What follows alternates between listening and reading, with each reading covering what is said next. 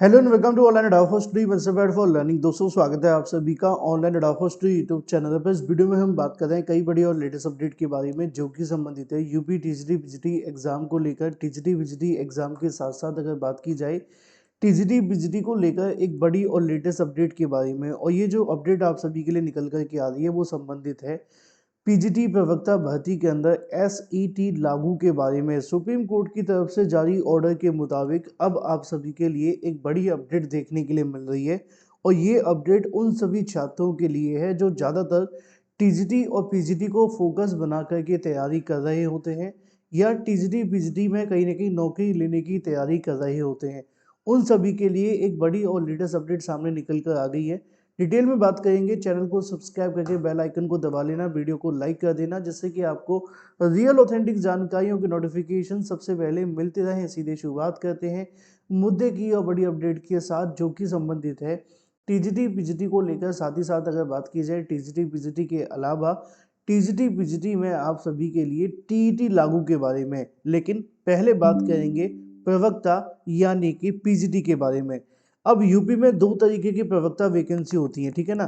प्रवक्ता वैकेंसी दो तरीके की होती है। एक होती है पीजीटी के अंदर जो कि आप सभी को देखने के लिए मिलती है माध्यमिक विद्यालयों के अंदर। दूसरी जो होती है वो जीआईसी प्रवक्ता की होती है। और जब जीआईसी का नाम ले ही दिया है तो वो जीआईसी कॉलेजों के अंदर देखने के लिए मिलती है। अंतर क्या है? बड़ा सिंपल सा अंतर है। जीआईसी जो स्कूल होते हैं वो एक तरीके से गवर्नमेंट इंटर कॉलेज यानी कि 100% गवर्नमेंट के अंडर में आते हैं। लेकिन जो दूसरे विद्यालय होते हैं जिसको आप एडेड माध्यमिक के नाम से जानते हैं, ये इनका नाम ही अशासकीय सहायता प्राप्त है, यानी कि शासन से सहायता प्राप्त है पूरे तरीके से, तब ये चल रहे हैं। अब ये तो बात होगी इन दोनों के विद्यालयों के बारे में, किस तरीके से किसका क्या रोल है। लेकिन अब एक बड़ी चीज आप सभी के लिए निकल कर के आ रही है, और ये कहीं और से नहीं सुप्रीम कोर्ट से है। तो बड़ा पहले ही मैं क्या आपको क्लियर कर दूं कि चाहे आप जीआईसी प्रवक्ता के हैं या आप एडेड माध्यमिक विद्यालय में होने वाली प्रवक्ता वैकेंसी से, ये दोनों के लिए है। अब दोनों के लिए कैसे है, किस तरीके से, वो मैं आपको आगे समझाता हूँ। क्योंकि सुप्रीम कोर्ट ऑफ इंडिया के माध्यम से एक आदेश दिया गया है, और ये आदेश बड़ा ही महत्वपूर्ण है उन सभी अभ्यर्थियों के लिए जो लगातार कहीं ना कहीं टीजीटी पीजीटी भर्तियों से संबंधित है। अब यूपी में जब टीजीटी पीजीटी वैकेंसी होती है तो बड़ी कॉमन चीज़ हमें देखने के लिए मिलती है, और वो आप सभी के लिए निकल करके आती है कि इस वैकेंसी के अंदर अभी तक कोई ऐसी चीज लागू नहीं होती जो आप आउट ऑफ द बॉक्स जाकर के कह सकें, या आप ये कह सकें कि कुछ ऐसा, जैसे कि आप देखते हैं कि टीजीटी पीजीटी वैकेंसी में एज लिमिट को लेकर अभी भी एक कहीं ना कहीं बड़ा महत्वपूर्ण मुद्दा है जो इसमें अभी चल रहा है। लागू होगी नहीं होगी वो बात की बात है, लेकिन एज लिमिट एक अलग मुद्दा है, क्योंकि यूपी टीजीटी पीजीटी वैकेंसी में एज लिमिट नहीं होती। दूसरी चीज ये है कि टीजीटी पीजीटी यूपी के अंदर यहाँ पर किसी प्रकार का अभी तक आपके लिए टीईटी भी इंट्रोड्यूस नहीं किया गया। जबकि आप अदर स्टेट निकाल करके देखें, चाहे आप बिहार की ही बात करें तो बिहार में आप पाएंगे कि वहाँ पर भी आप सभी के लिए एसटीईटी नामक एक परीक्षा करवाई जाती है, यानी कि एसटीईटी नामक एक परीक्षा उनकी तरफ से आयोजित की जाती रही है। और उसका कराने का मोटिव मात्र इतना सा है कि जो आप सभी की वैकेंसी चल रही है उसमें कहीं ना कहीं बिना एसटीईटी के कोई भी अभ्यर्थी ना बैठ पाए। फायदा क्या है? फायदा ये है कि उनका मानना है कि इससे ज़्यादा योग्य और अच्छे अभ्यर्थी उनको मिलेंगे। अब सुप्रीम कोर्ट में मामला गया तो वहां से क्या हुआ है उसको सुन लेते हैं। लेकिन इसी के साथ एक छोटी सी जानकारी उन सभी अभ्यर्थियों के लिए जो जीआईसी प्रवक्ता भर्ती की तैयारी कर रहे हैं। अगर आप जीआईसी प्रवक्ता भर्ती की तैयारी कर रहे हैं तो आप सभी के लिए GK GS special crash course launch कर दिया गया है। इसे आप परचेज कर सकते हैं। इसमें आपको 45,000 से ज़्यादा वन लाइनर क्वेश्चन मिलते हैं, डेली क्लासेस मिलती हैं, 55 प्रैक्टिस सेट, सभी इंपॉर्टेंट नोट्स, 6 मंथ का करंट अफेयर, इसके अलावा 5,000 एक्सपेक्टेड क्वेश्चन भी मिलते हैं।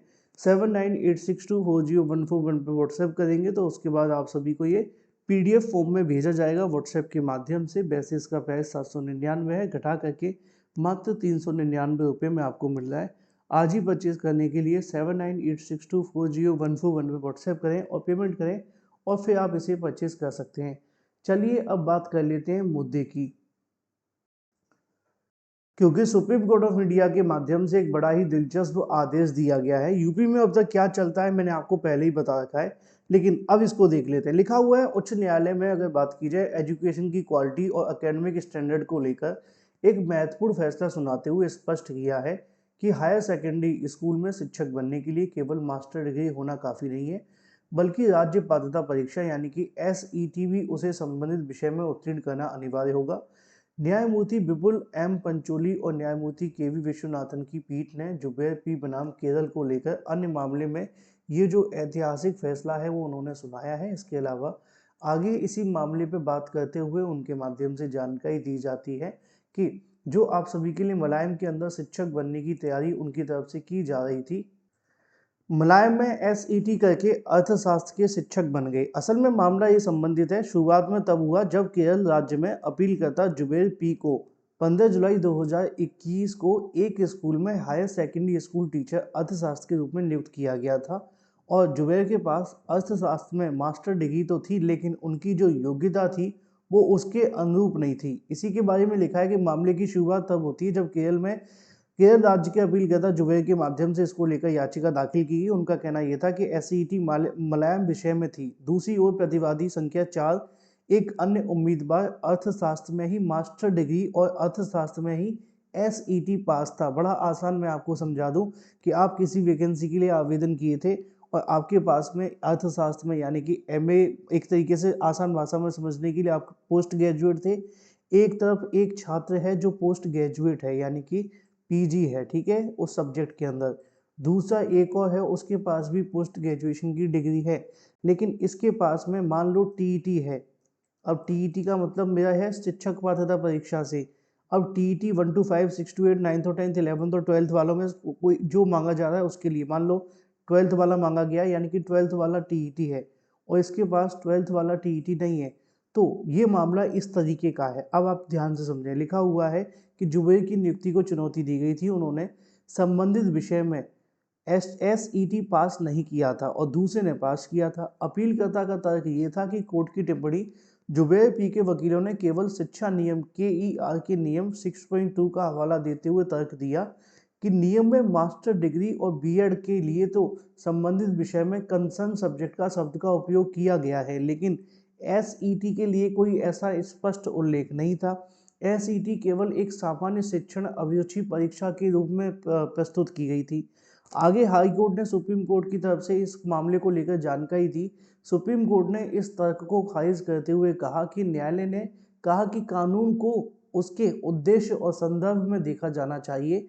कोर्ट ने स्पष्ट किया कि हायर सेकेंडरी स्तर पर शिक्षण के उच्च मानकों की सुनिश्चित करने के लिए यह आवश्यक है कि शिक्षक को उस विशिष्ट विषय का जो गहनता से ज्ञान है वो होना चाहिए जिसे वो पढ़ाने जा रहा है। न्यायालय ने SET परीक्षा प्रोस्पेक्टस को उल्लेख करते हुए जिसमें स्पष्ट लिखा है कि परीक्षा का दूसरा पेपर उम्मीदवार की विशेषज्ञता वाले विषय पर आधारित होगा।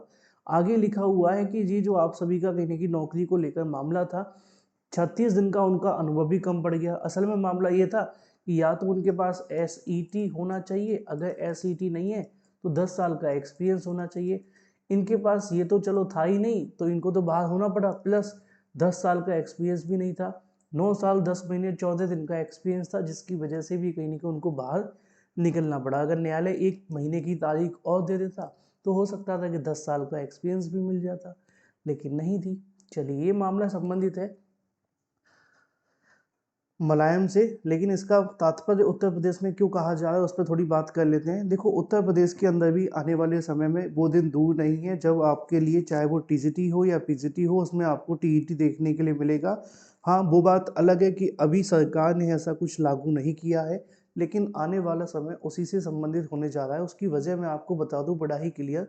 असल में अभी तक जो आपको चल रहा था सरकार के बारे में, उनकी तरफ से इस मामले पर जो चीज़ें हैं वो थोड़ा डिले की जा रही हैं। NCTE ने भी इसको लेकर कहा था कि हम 4 स्तरीय TET परीक्षा आयोजित करेंगे और उस 4 स्तरीय TET परीक्षा के अंदर भी ये मामला पुरजोर तरीके से देखने के लिए मिला था और उसमें भी कहीं ना कहीं ये बात सामने निकल कर के आई थी कि 1 to 5 6 to 8 9th और 10th 11th और 12th के लिए 4 अलग अलग लेवल की जो परीक्षा हैं वो आयोजित की जाएंगी और उसके बाद में इसको लेकर कहीं ना कहीं आप सभी के लिए हर परीक्षा के लिए, हर भर्ती के लिए एक अलग टीईटी होगा और जो टीईटी पास करेगा उसी को नौकरी दी जाएगी।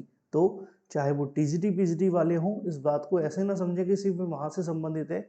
वो दिन भी दूर नहीं कि जब अब यूपी में भी आप सभी के लिए टीईटी लागू हो सकता है। हाँ, अभी टीईटी शुरू नहीं किया गया एनसीटी के माध्यम से, लेकिन एनसीटी इस मामले पर भी विचार कर रही है, जिसकी जानकारी मैंने आपको पहले भी कई बार दी है। फिलहाल इस वीडियो में इतना ही। मैं आपसे मिलता हूँ अगले वीडियो में। Till then take care, tata bye bye. Thank you for watching this video.